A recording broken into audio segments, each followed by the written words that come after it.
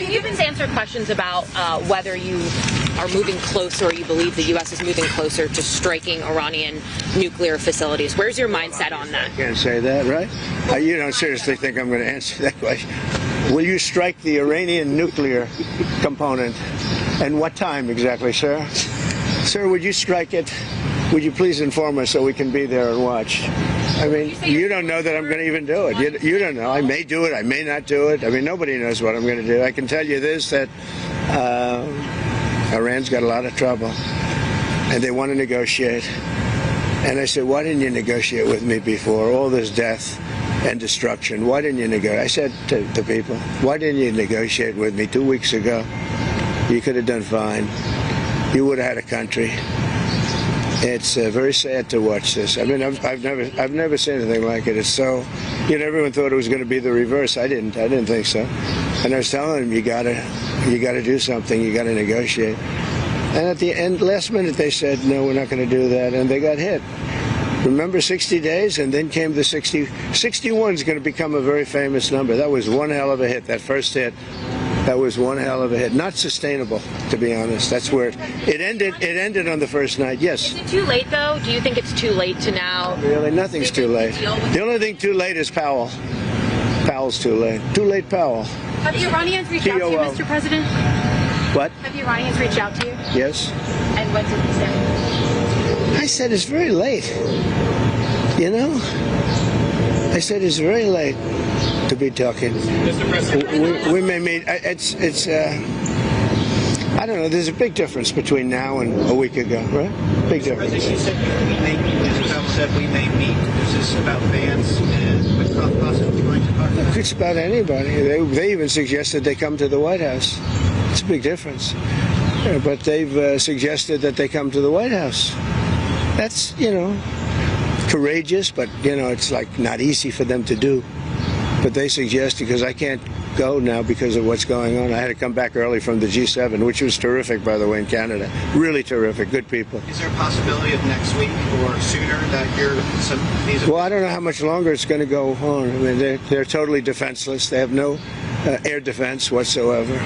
We've totally captured. We've totally captured the air, Brian. Yeah, Mr. President, you've been fairly compassionate towards the Iranian people's suggestions.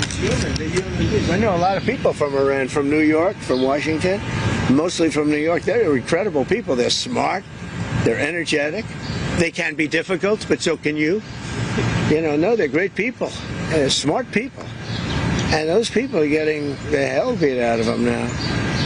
And it's really a shame. It's so stupid. It's so stupid. It's another one. Russia, Ukraine is so stupid. Would have never happened if I was president.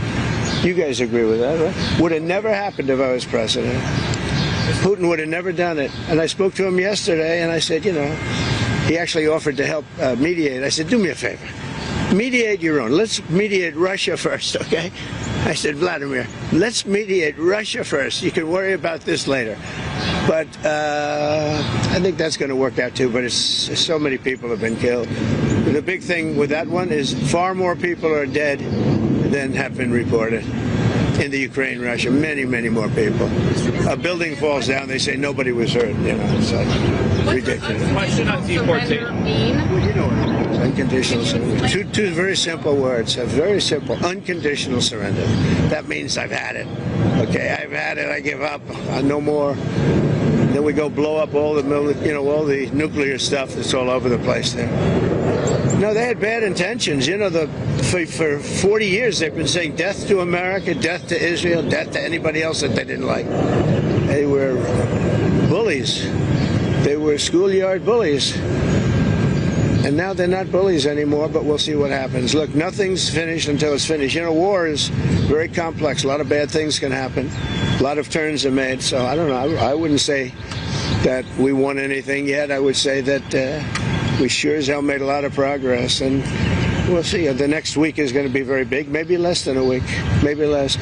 But is there anybody here that said it would be okay to have a hostile, very, zealots, really, but to have a hostile country have a nuclear weapon that could destroy 25 miles, but much more than that, could destroy other nations just by the breeze blowing the dust. You know, that dust blows to other nations and they get decimated. This is just not a threat you can have. And we've been threatened by Iran for many years.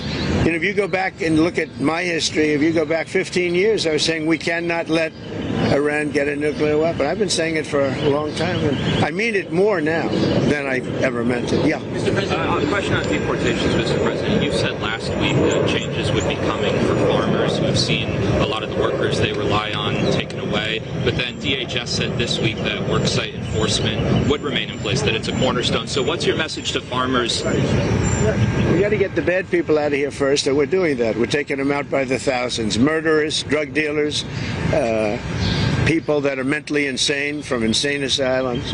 What they gave to us, fellas, they gave. Do we have anybody in here that's a member of the? No, I don't think so. You've known all these people for a long time. Any illegal immigrants in here now?